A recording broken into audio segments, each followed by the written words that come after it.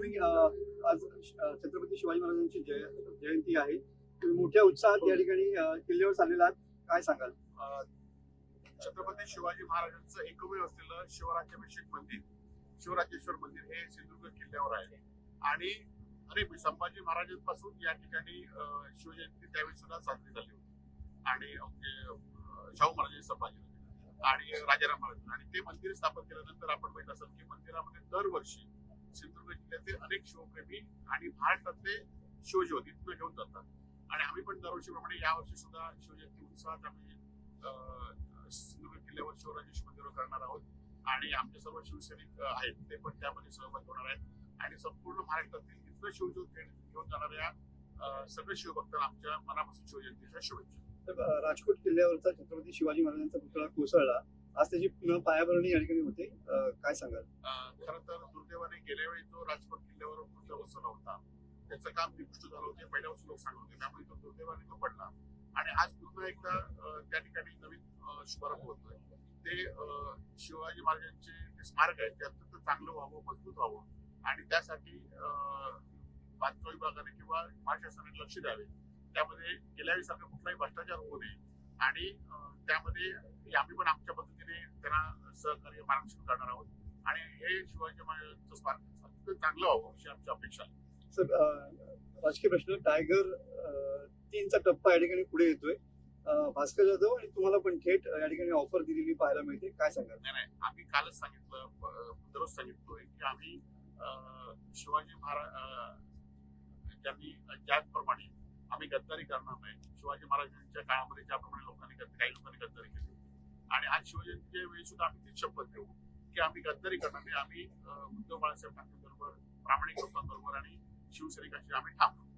Sir, तुमचे जवळचे मानले जाणारे जिल्हा प्रमुख संजय पडते यांनी काल राजीनामा दिला, काय प्रतिक्रिया? खरं तर त्यांनी राजीनामा दिलाय, त्यांच्याशी आम्ही बोलणार आहोत. वरिष्ठ सुद्धा त्यांच्याशी बोलतो. काय मनधरणी होणार आहे का? त्यांच्याशी बोलवा. सर, काल एकनाथ शिंदे असं म्हणाले, जर मुख्यमंत्री उद्धव ठाकरे झाले नसते तर शिवसेना कुठली नसती. नाही, आता खरं तर एकनाथ शिंदेनी तेव्हा भाजप बरोबर काय युती केली नव्हती उद्धवजी, हे आता एकनाथ शिंदेला कळत असेल. आणि माहित असेल की सगळे निर्णय मुख्यमंत्रीच घेत आहेत. आणि ज्या पद्धतीने त्यांना काही सुरक्षा काढून घेतली, दिल्लीची कपात आहे, या सगळ्या गोष्टीमुळे आता त्यांना कळेल की त्यावेळी उद्धवजीच्या काळामध्ये सुद्धा असंच सरकार स्थापनेनंतर आम्हाला विश्वास घेत नव्हतं, असं हेच म्हणणं होतं. जे आता मंत्री झाले हेच मंत्री त्यावेळी सरकारमध्ये होते, आता तेच सरकारमध्ये आहेत. आणि आमचं एक म्हणणं आहे की तुम्ही इतर गोष्टी करण्यापेक्षा आता महाराष्ट्राचे वेगवेगळे प्रश्न आहेत, ते प्रश्न सोडवण्याचा प्रयत्न या ठिकाणी करा. सर, दसरा मेळावा मनोहर जोशी यांचा अपमान करून त्यांना स्टेजवरून खाली आणण्यात आलं होतं. तशीच रामदास कदम यांना देखील परिस्थिती अपमान करण्याची तयारी जी आहे ती उद्धव ठाकरे यांनी केली होती, असं गौप्यस्फोट जो आहे तो एकनाथ शिंदेनी केला, त्याकडे कसं पाहतो?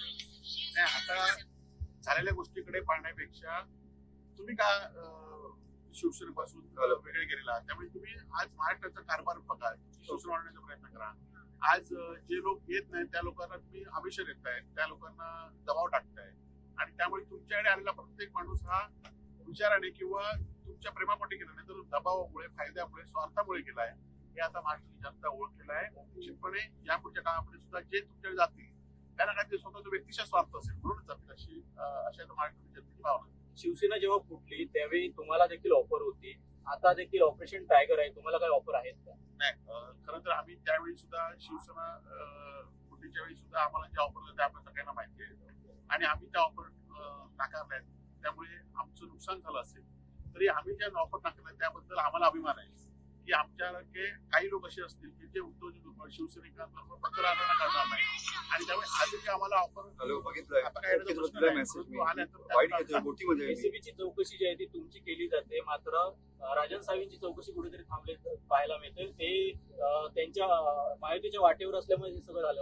आता आपण माहित असेल की ज्यावेळी ह्या चौकशा सुरू झाल्या होत्या महाराष्ट्रातल्या, त्यातला तर मी एकटाच राहिलो की जे मी त्यांच्यात गेलो नाही, त्यामुळे माझी चौकशी चालू राहणार आहे.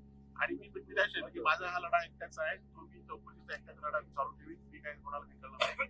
पण जो त्यांच्यात गेला त्यामध्ये सगळ्या चौकशा संपल्या, हळूहळू ते आता खातं बंदच करतो. साहेब, जितेंद्र जानवळे सुद्धा आज या ठिकाणी शिवसेनेमध्ये चाललेले आहेत, काय प्रतिक्रिया असेल? ते मुंबईतले आता सगळे एखादे कार्यकर्ते झाले त्याला केवढं मोठा करायचं ते काय नगरसेवक नव्हते कोण नव्हते त्यामुळे त्याबद्दल प्रश्न नाही. साहेब छत्रपती संभाजीराजे यांच्या जीवनावरील चित्रपट रिलीज झालेला आहे छावा सुपर डुपर हिट ठरला आपण कसं पाहता याकडे? मी कालच चित्रपट बघितला. आज पण माझी मुलांनी परिवार घेऊन मी हा पिक्चर बघणार आहे. अत्यंत चांगला पिक्चर आहे. खरं तर त्यावेळी सुद्धा खंडूजी